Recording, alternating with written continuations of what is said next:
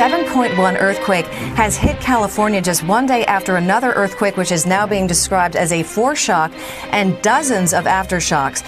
群众及时撤离，通过手机、喇叭、敲锣打鼓等各种方式，甚至有些地方的基层干部逐门。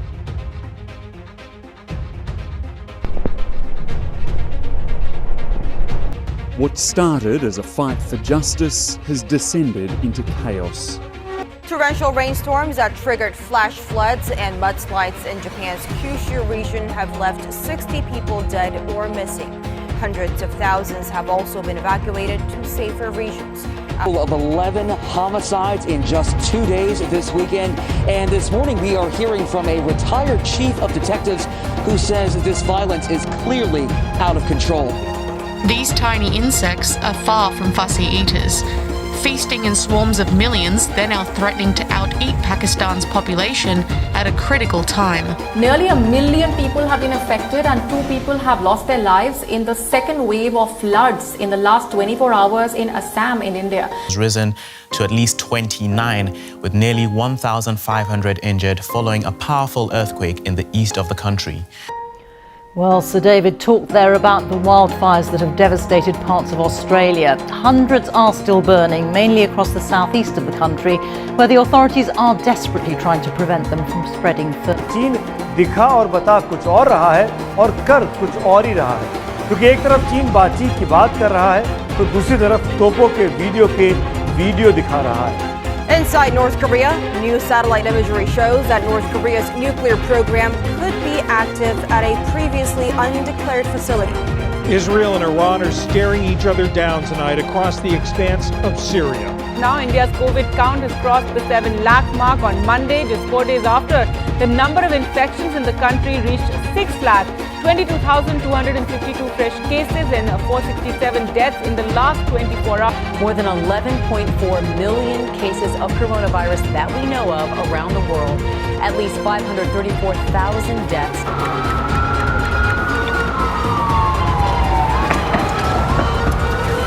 We can't cope with a big spike. We just can't.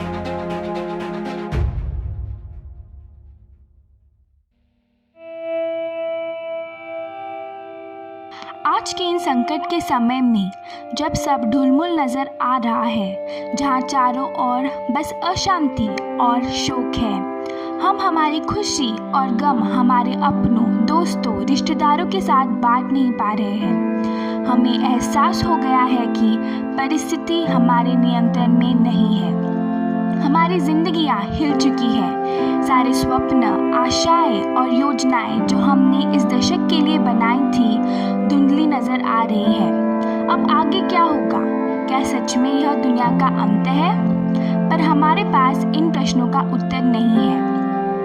Bible मत्ती 24 में हमें बताती है कि ऐसा समय आएगा, तुम लड़ाइयों और लड़ाइयों की चर्चा सुनोगे तो घबरा न जाना, क्योंकि इनका होना अवश्य है. परंतु उस समय अंत न होगा, क्योंकि जाति पर जाति और राज्य पर राज्य चढ़ाई करेगा और जगह जगह अकाल पड़ेंगे और भूकंप होंगे. यह सब बातें पीड़ाओं का आरंभ होंगी.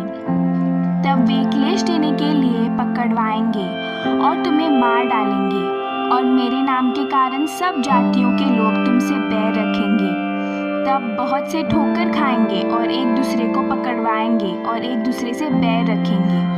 बहुत से झूठे भविष्यवक्ता उठ खड़े होंगे और बहुतों को भरमाएंगे. अधर्म के बढ़ने से बहुतों का प्रेम ठंडा पड़ जाएगा, परंतु जो अंत तक धीरज धरे रहेगा उसी का उद्धार होगा.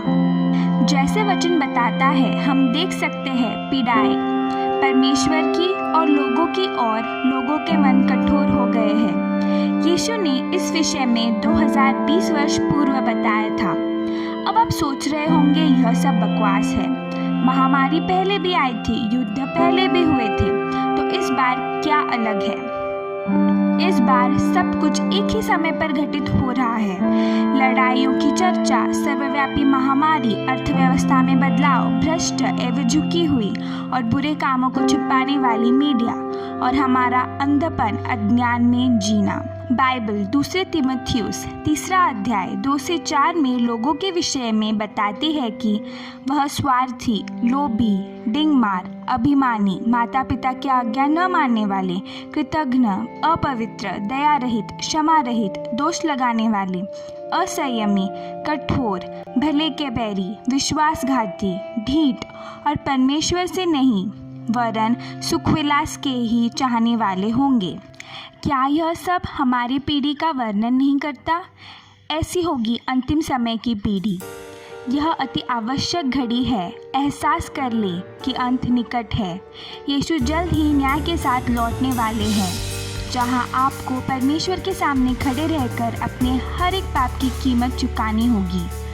आपके अच्छे काम आपको स्वर्ग नहीं ले जा सकते, क्योंकि हमारी आत्मधार्मिकता परमेश्वर की धार्मिकता को स्पर्श भी नहीं कर सकती। परमेश्वर पवित्र है, हम नहीं, और ना कभी अपनी कोशिशों से पवित्र बन सकते हैं। हम पापी हैं, चाहे वह सफ़ेद झूठ हो या खून हो, कितना ही छोटा या बड़ा, पाप पाप होता है। अब आप सोचेंगे कि पाप यह पुराना शब्द है, पर पाप के परिणाम है, आप विश्वास करें या ना करें। नर्क उतना ही सत्य है जितना कि स्वर्ग, क्योंकि पाप की मजदूरी मृत्यु है। इन अट्टियों से तो कोई स्वर्ग जाने के लायक नहीं है। पर परमेश्वर ने जगत से ऐसा प्रेम किया कि उसने अपने इकलौते पुत्र यीशु मसीह को दे दिया, ताकि वह क्रूस पर मेरे और हमारे सारे पाप, शर्म, बीमारी की कीमत चुकाकर मृत्यु को नष्ट करे। उन्होंने हमें जीवन दिया, भरपूरी का जीवन। हमें वह सब कुछ दिया जिसके हम लायक नहीं हैं। वह तीसरे दिन फिर जी उठा और स्वर्ग गया, और आज वह अपने पिता के दाहिनी ओर बैठा है। सारी रियासतों के ऊपर सारी शक्ति उसके हाथों में है। जो कोई यीशु पर विश्वास करेगा वह नाश न होगा, परंतु उसे सार्वकालिक जीवन प्राप्त होगा। जब हम उस पर विश्वास करते हैं, वह हमारे पापों की क्षमा करता है, हमारे साथ रहने के लिए आता है। हमारा पुराना मनुष्य मर कर हम नई सृष्टि बन जाते हैं। जैसे जैसे हम आत्मसमर्पण करते हैं, वह हमारा जीवन बदल देता है। उसकी धार्मिकता आपकी धार्मिकता बन जाएगी। वह आपसे बेहद प्रेम करता है। किसी चीज़ या व्यक्ति से उसकी तुलना नहीं की जा सकती। वह आपके साथ जगत के अंत तक रहेगा। तो अगर आप चाहते हैं ऐसा जीवन जिसमें आनंद और सच्चा अर्थ है, तो आज ही क्रिस्त को अपनाएं। अपने पापों की क्षमा मांगे। वह आपके पापों की क्षमा करके आपके साथ रहने आएगा, और देखिए उसे वह चीज़ करते हुए जिसमें वह श्रेष्ठ है, जीवन को रूपांतरित करना।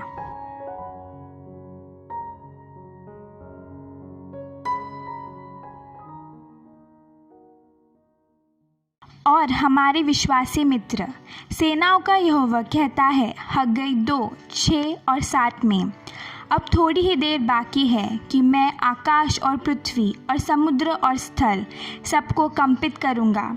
मैं सारी जातियों को कंपक पाऊँगा, और सारी जातियों की मनभावनी वस्तुएं आएंगी, और मैं इस भवन को अपनी महिमा के तेज से भर दूँगा। महान बेदारी निकट है, तो अपने आप को जांचिए। क्या आप अपनी बुलाहट के योग्य जीवन जी रहे हैं, या दुनिया की तरह? उठ, प्रकाशमान हो, क्योंकि तेरा प्रकाश आ गया है, और यहोवा का तेज तेरे ऊपर उदय हुआ है।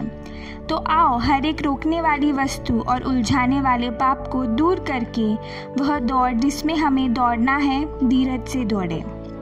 यह समय जो हमें परमेश्वर ने दिया है, अपना ध्यान उसकी ओर लगाए।